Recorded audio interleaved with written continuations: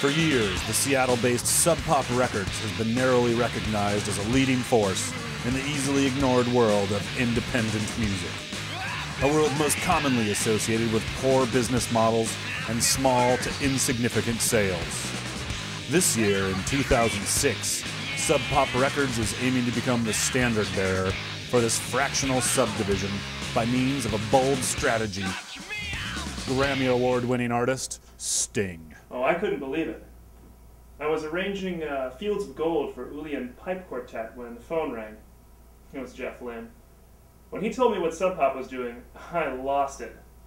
I remember putting my fist through the window and running over to Knopfler's house and setting either him or Geldof on fire.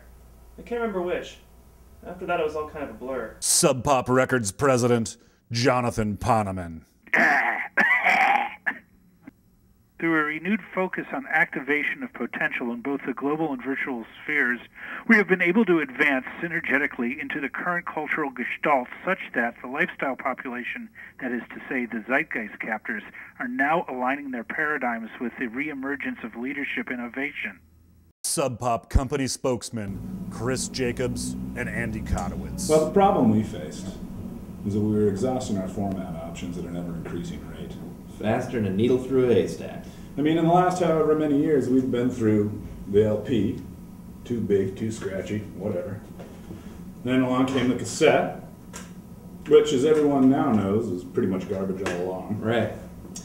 And then came CDs, which, great, everybody loves them. They're super cheap to make, but for some reason we can charge twice as much for them, and people pay it. Perfection in carne. But uh-oh, here comes the MP3. Suddenly everybody's a computer genius, and now music is supposed to be free. You can't lead that dog to water. And if you don't have the CD yourself, you can just burn your kid's sisters. There's no packaging to worry about, and it sounds good enough, so who cares? I mean, that's it. It's the perfect format, right? Yes. Well, maybe. But we're assuming it's not. I mean, what happens when something better comes along to replace it? You're back down there on the donkey farm trying to look for that carrot. So we've decided to sidestep the whole format war by getting rid of the thing that caused the problem in the first place, the format. So, no more CDs. Nope. No more LPs. Nothing. We've transcended the boundaries and the limitations of the format, and we've gone format free with this little son of a bastard, the Freewave. But what exactly is the Freewave? For a scientific explanation, we asked this man who dresses like a scientist. Basically, what they've done here is they've managed to devise a method to capture a pure audio wave. In other words, sound. That's all I have. Rome wasn't built in a day, and neither was the Freewave. It took several days of arduous, painstaking research before the final model was ready to be unveiled. Initial tests, however, were disappointing. A much higher than hoped for percentage of subjects complained of an inability to hear any sound at all from the Freewave. Can you hear anything? I can't hear something kind of. I can't. I can't hear anything. I hear I'm it not like sure kind if of there's coming anything in. there. I hear it. I can hear it. It wouldn't be until much later in the same afternoon of that first day that the Freewave Research Institute would have their first real breakthrough. Are you hearing anything, Subject 22? No, not yet.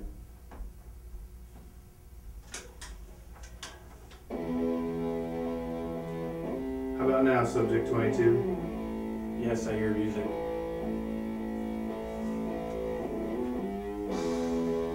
And how about now? Yes, I still hear music. Meanwhile, without any proof that the marketplace might possibly embrace such a radical change, company morale was waning. Come on! This is crazy. It doesn't even make any sense. Well, he must know what he's doing. You know what I think? I think Poneman's lost his mind. Nobody's seen him in what? In even a year? He's putting this whole company at risk. We're all going to lose our jobs. It's all over this Freewave thing. What the hell is Freewave? I'm really just here until something better comes along. Hey, Joan? Yeah. It's Tom from Arby's for you. Oh, I really gotta take this. Hi, Tom. Yeah, I'm still interested. Very interested. In order to convince the world, Poneman was first going to need to convince his staff. Long known for their cowardice, winning over the employees of Sub Pop Records was going to be a challenge easily met. Well, the problem is, we don't actually make CDs anymore. All I can sell you are Freewaves. It's a pure concentrated audio wave, scientifically captured in a specially designed distortion-free silicone shield jewel case. I don't know what you want me to do. I mean, how am I supposed to get radio to play something that they can't even hear? No, please don't. Oh, no. Oh, God. Okay, so yes, there have been some complaints. Some. Apparently, a substantial number of people are unable to hear the Freewave. They can't hear it. But the mistake they're making is putting the blame on the Freewave. This is backwards thinking. They're putting the cart before the donuts, literally. See, this is a whole new way of looking at hearing. You have to allow your ears to train themselves to be able to hear the Freewave. This could take an hour, this could take several months, sometimes longer. The greatest journeys start one leg at a time. You know, the LP, when it was introduced, no one could hear that either. Some people still can't. This is science fact. Irrefundable. Selling the music buying public on the Freewave technology began to seem like an insurmountable task, but a ready solution was quickly seized upon and implemented. Sub Pop recording artist, Mudhoney. So earlier this year, back in January, each of us gets a shoebox in the mail. Filled with cash. And dried fruit. Yeah, and inside there's a note from Poneman. About how he'd appreciate it if we mentioned Freewave in any interviews. Whatever that is. Sub Pop recording artist, Kinski. So it could be anywhere, at the bowling alley, or at the drugstore, or at the bar, or At the post office. yeah, at the pharmacy. I guess that's the drugstore. Dr. Freewave would be there to fulfill your subscription. Or we're cruising down the freeway, listening to Freewave. Or just like... And then all of a sudden...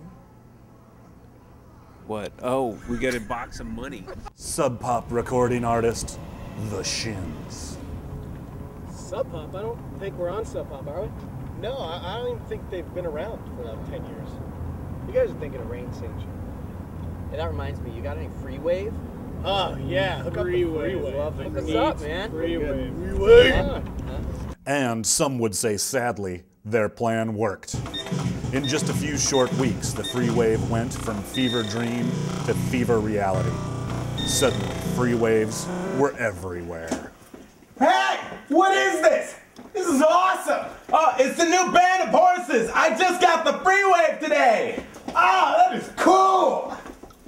Instantly recognized as a trademark of cool, the Freewave soon found a home in such disparate settings as this season's must-have accoutrement to the fashion-forward glitterati, or in the pocket of a sullen teenager ditching class to smoke cigarettes behind the local tire store. Many parties within the scientific community have made repeated claims of fraudulence and gone so far as to actually prove the Freewave to have no ability to produce, distribute, or contain any music or sound whatsoever. While such controversy rages on, it cannot be argued that the Freewave has become a cultural icon. But what of the future? Is the destiny of Freewave written as Sub Pop Records believes? Will it prove itself to be the ultimate in a long line of music format predecessors? Or merely another of history's forgotten footnotes? Perhaps, more importantly, where will you be? Me? Yes, where will you be in the future?